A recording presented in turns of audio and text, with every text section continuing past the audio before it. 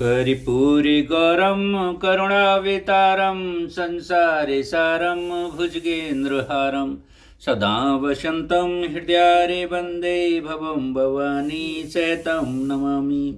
गजानन भूतगणादिसेवितं कपित्थजम्मो फलचारुभक्षणम् उमासुतं शोकविनाशकारकं नमामि विघ्नेश्वरपादे पंक्तिम्।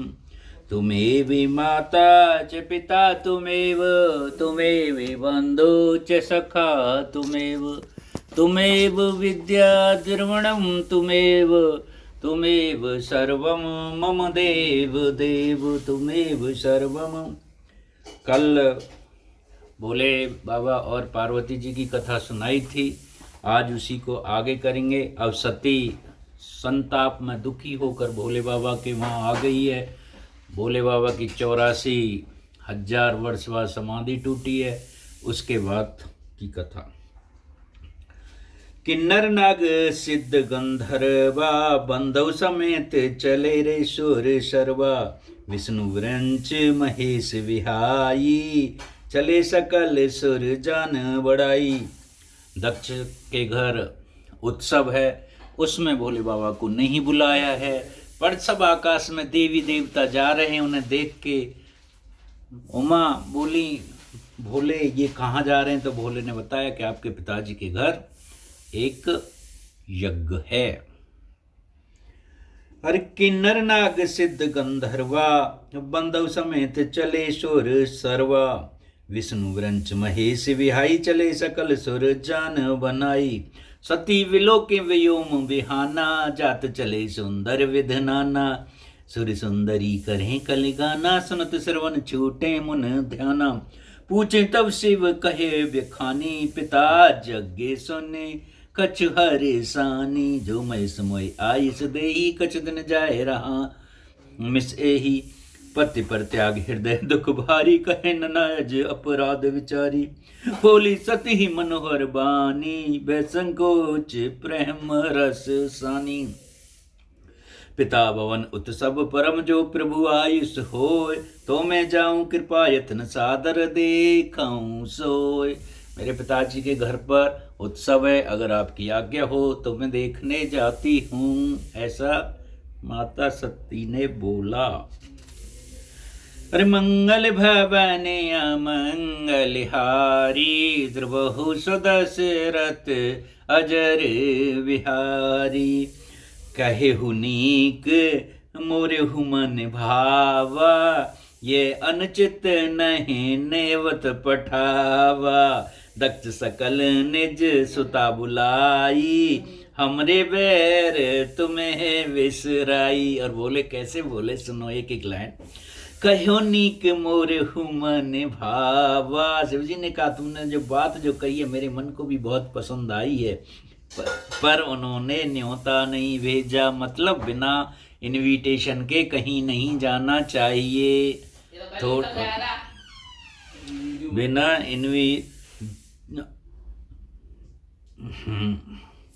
शिव जी ने कहा तुम बात तो अच्छी कही है, मेरे मन को पसंद आई, उन्होंने न्योता नहीं भेजा, ये अनुचित है।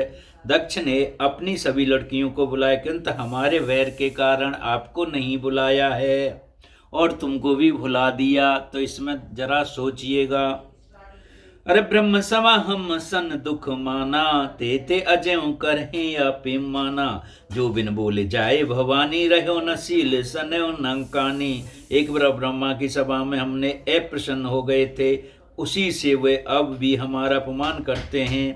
हे भवानी, जो तुम बिना बुलाए जाओगी, ना तो सील स्नेह ही रहेगा और ना मान मर्यादा रहेगी।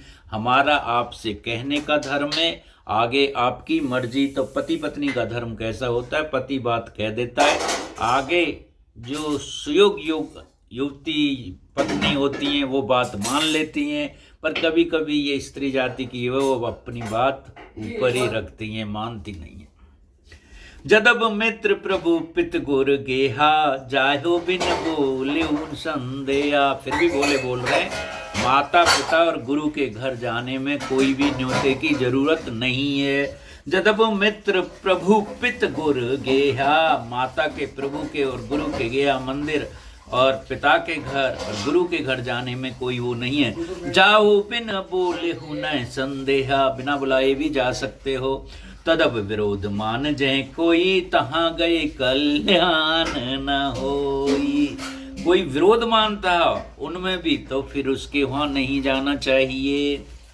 भांति अनेक समझावा, भावी बस ना ज्ञान और आवा। जब एक औरत में जब अपनी पे आती हैं तो वो फिर भावी के बस होकर के भगवान की लील उसमें माया में आकर मानती नहीं है कि आज तो पिताजी के घर जाना है तो जाना ही है, चाहे फिर कुछ भी हो।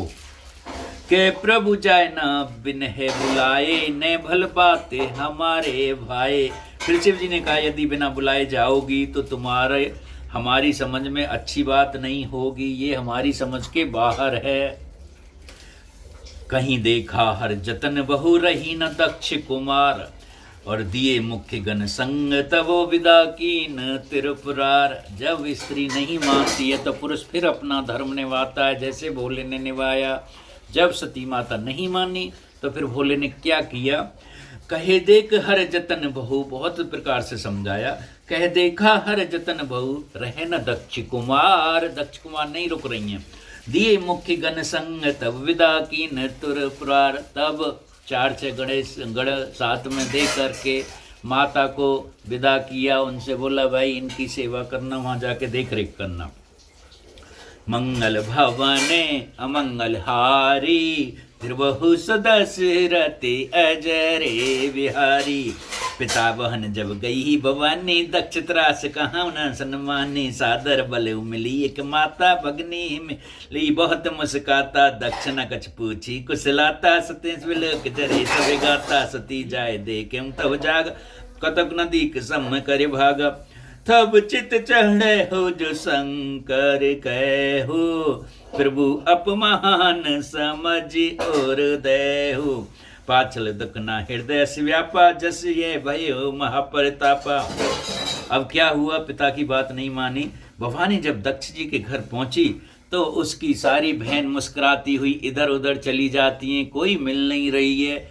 एक सिर्फ माता उनसे मिली, बाकी पिता और बहन कोई नहीं मिली। सब मुस्कुराती हुई इधर से उधर निकल जाती हैं। और दक्ष जी ने कुछ भी नहीं पूछा कि तुम कैसी हो, कहाँ से आई हो, कुशल हो या नहीं। ऐसा सब देखकर माता सती का हृदय अग्नि जैसा हो गया और क्या बोली, सती जाए देखें तब जागा, कतौ न दीख सम कर भागा। सती ने जब जाकर के देखा कि शिव जी भोले का तो स्थान कहीं है नहीं, सभी देवी देवता बैठे हैं यथा योग्य, बट उनकी कहीं भी कुर्सी नहीं है। तब चित चढ़ जो शंकर कहू, तब वो बात याद आई जो शंकर जी ने कही थी। तब चित चढ़ जो शंकर कहू, प्रभु अपमान समझी और देहु। अरे पाछल दुख ना हृदय अस व्यापा, जस ये भयो मारे परितापा। जदप जगता रन दुख नाना, सब तिर कठन जाति अभिमाना। समझ जो सते हैं बहु अति क्रोधा, भोविद जननी कीन प्रबोधा। तब शिव जी ने कहा, वो उनकी समझ में आया, स्वामी के अपमान समझकर सती का हृदय जल उठा। दुख उनके हृदय में उतना नहीं व्यापा था जितनी महान दुख इस समय पति का अपमान का था। यानी कहने का मतलब ये, अगर ससुराल में और उसके मायके में पति का अपमान कोई करना हो तो स्त्री को अपमान नहीं सुनना चाहिए। पर आज की औरतें बड़ा अच्छा लगता है, अपमान करें घर वाले और पति को बैठा के में सुनाते हैं।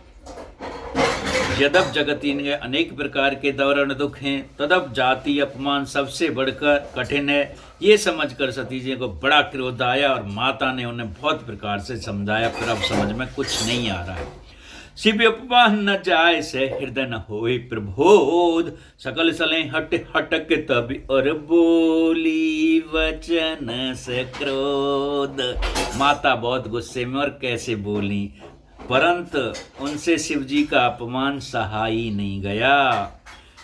इससे उनके हृदय में कुछ भी प्रबोध नहीं हुआ। तब वे सारी सभा को हठ पूर्वक डांट कर क्रोध कर बड़े वचन में बोली। और सभा से कैसे बोली?